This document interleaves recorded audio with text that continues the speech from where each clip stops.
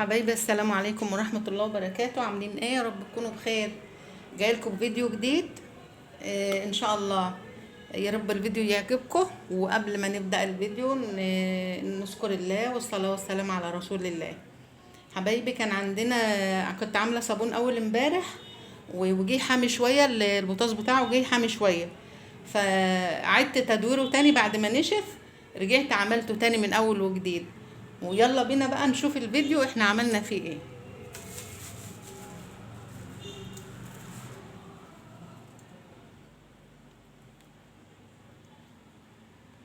الصابونه اهيت بعد ما كان خلاص هنستغنى عنه لان كان البوتاص بتاعه صعب جدا، فعملت له اعاده تدوير.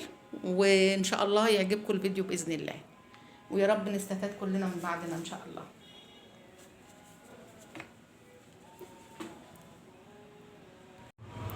حبايبي، انا عندي ليمون مفرزاه من الموسم اللي فات اهو، لسه مطلعاه من الفريزر، فعشان محتاجاه هعمل بيه وصفه دلوقتي معاكم. فطلعته حطيته في ميه سخنه واسيبه يغلي شويه اهو. اسيبه يغلي شويه بقى لغايه ما يفك ويطرى معايا شويه كمان، وبعد كده هنشوف احنا هنعمل بيه ايه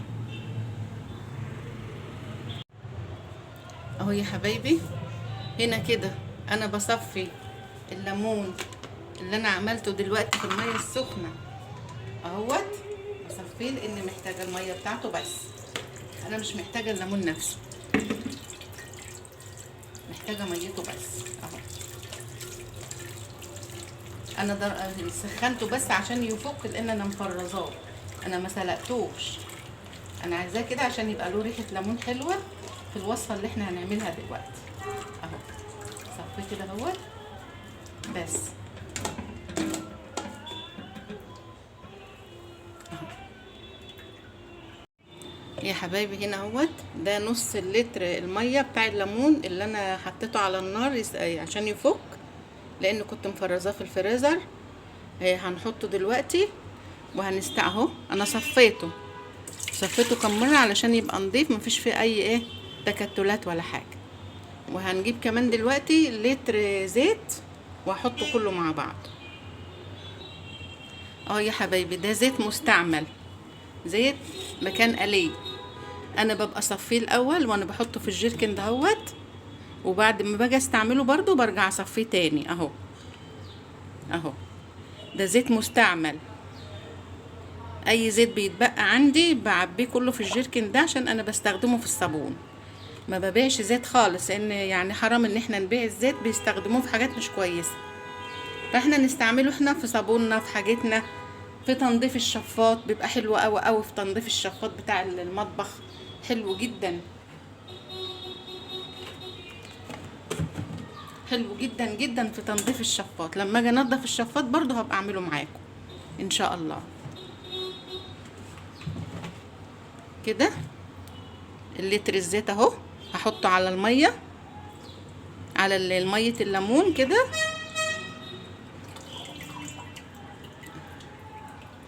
وهنشوف برضو هنستخدمه في ايه دلوقتي.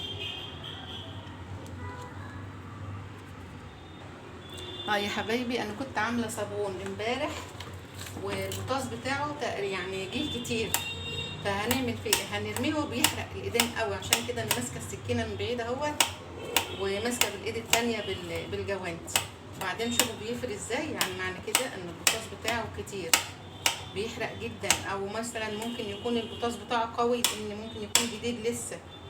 فالمهم انا عملته، فجيت استعمله لقيته اجربه، يعني لقيته بيحرق قوي. مجرد ما امسكه بايديا لقيته بيحرق جدا. فهعمل فيه ايه بقى؟ هرميه يعني؟ لا طبعا. اهو عملت بقى الميه ام ليمون وحطيت عليها لتر الزيت وكده اهو. نشوف هو بيفرق خالص ازاي اهوت. كده بيتهرس بسرعه اهوت، بيتكسر بسرعه، معنى كده ان البوتاص بتاعه قوي جدا،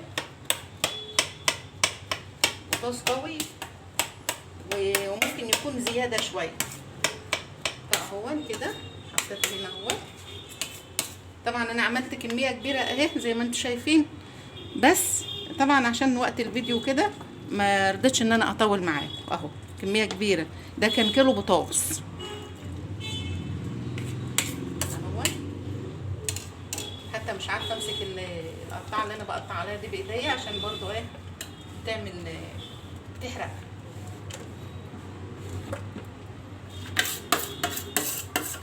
اهو كده.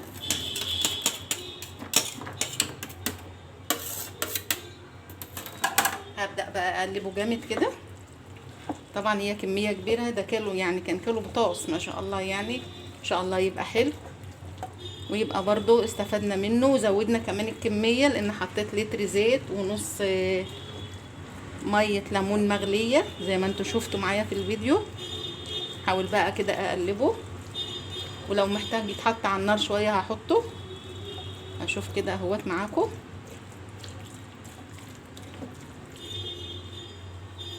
اقلب بقى كده بايديا واشوف هو هيحتاج معايا ايه. اهو شوفوا بيعجن خالص ازاي، يعني معنى كده ان هو كان محتاج لسه. بطاطس صعب جدا.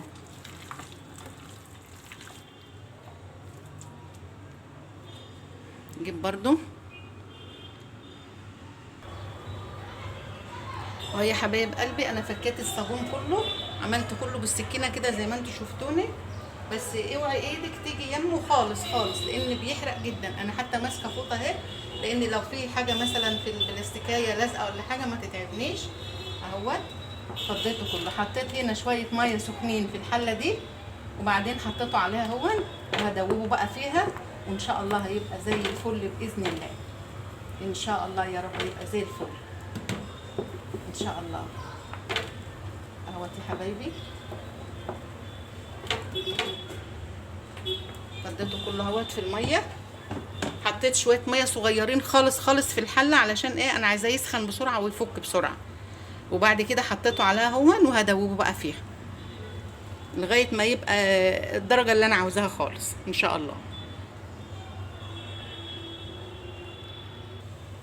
يا جماعه اللي عنده هاند بلندر في الوقت ده هيسعفه اكتر من كده، ومش هيتعب فيه كتير كده زي يعني.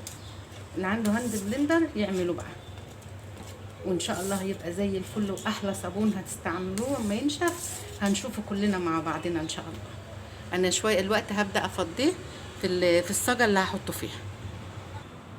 اه يا حبايبي انا صبيته هنا في القالب اهوت. القالب ده انا حاطه فيه ورق ألمونيا تحت، علشان خاطر الصابون كده سخن ما يبوظش القالب بتاعنا، لان ده ألمونيا انا بستخدمه يعني. اهوت بسم الله الرحمن الرحيم. نفضي بقى بقيته كده اهوت.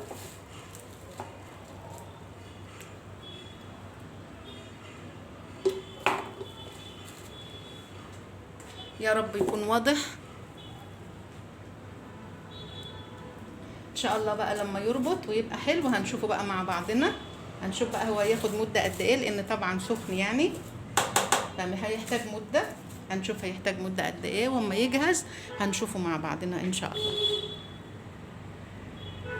اه يا حبايبي الصابون بدا ينشف اهوت.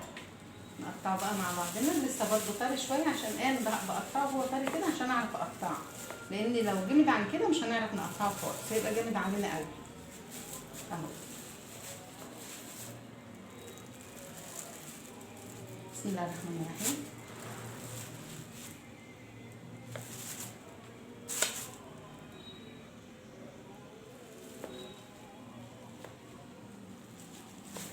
اهوت ما شاء الله.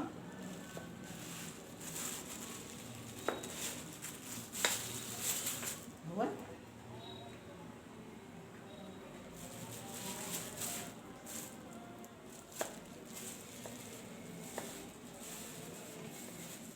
عشان يتقطع معانا ويبقى كويس لازم يبقى طري كده، عشان اعرف ايه امشي فيه السكينه يعني. بسم الله ما شاء الله. بقى زي الفل اهوت، ولا عاد بيحرق ولا اي حاجه. اهو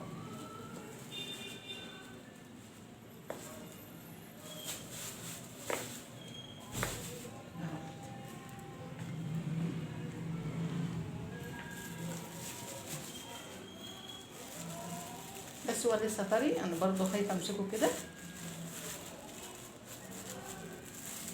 اهو صابونه ناعمه وجميله اهيت ما شاء الله.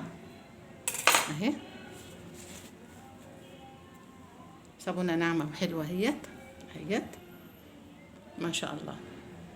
يعني حاجه ادي احنا استفدنا منه، بدل ما كان خلاص هنستغنى عنه والحاجه غاليه يعني، وحلو ان شاء الله.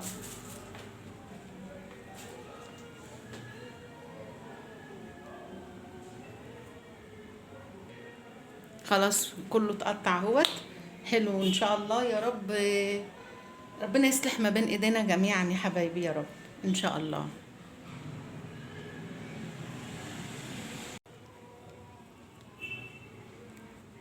يلا ان شاء الله اشوفكم في فيديو جديد، والسلام عليكم ورحمة الله وبركاته.